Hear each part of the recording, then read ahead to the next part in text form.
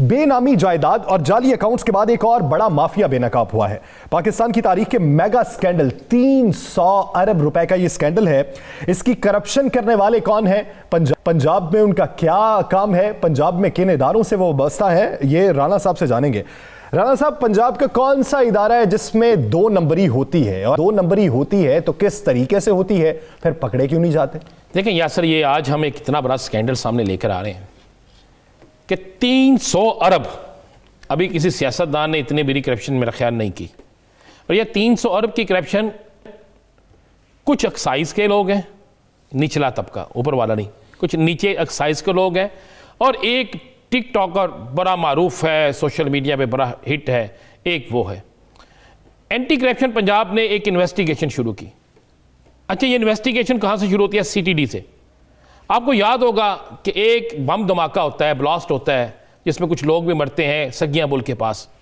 उसमें एक गाड़ी इस्तेमाल होती है FB113 ITA-14454, ये चेसिस नंबर है गाड़ी का। जब इस गाड़ी के ब्लास्ट होता है, चेक किया जाता है, पता चलता है कि यह गाड़ी ही जाली है, 2 नंबर गाड़ी। बड़ा तगोदोड़ के बाद कुछ एक्साइज के लोगों को पकड़ा जाता है, उनसे इन्वेस्टिगेशन की जाती है, तो पता चलता है कि जनाब एक बहुत बड़ा माफिया है जो हसास दायरे की भी जाली कागज बनाता है, जो मुख्तलिफ काम करता है।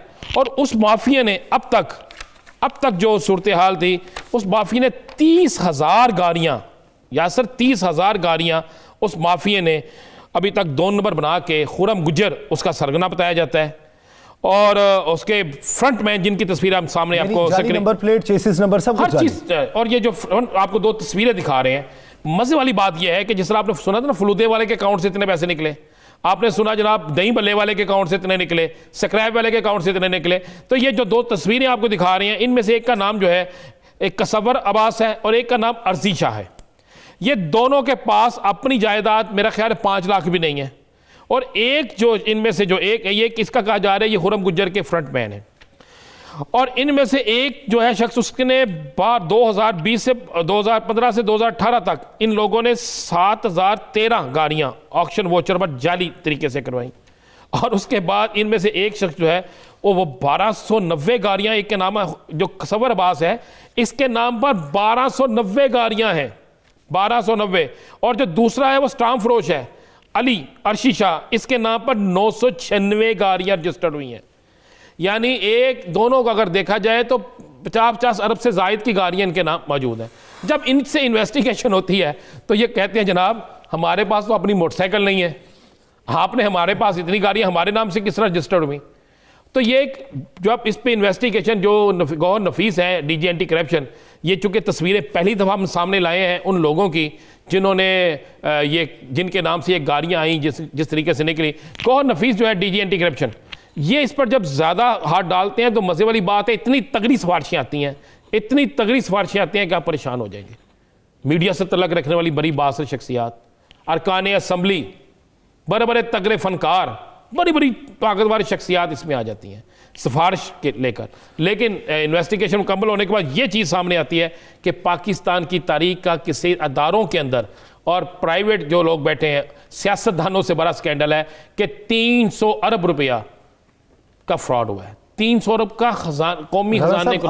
एंटी करप्शन से ही एक और मुकदमा दायर करने की सिफारिश की गई है और हिदायत जारी की सेशन कोर्ट से।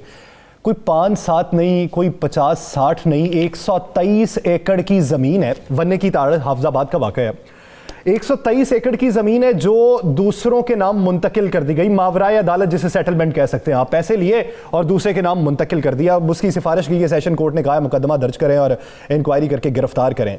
DC हाफजाबाद है और उनके साथ साथ सीनियर मेंबर है रेवेन्यू बोर्ड के। तो ये जो पॉलिटिकल इन्फ्लुएंस है या अपनी जो सीट का नाजायज इस्तेमाल है, ये कब खत्म होगा ये पूरा? ये देखें यासर, इस माशरे में चीज़ों को ख़त्म होते टाइम लगेगा। एक टाइम मान लेना कितनी देर से खराबी चल रही थी।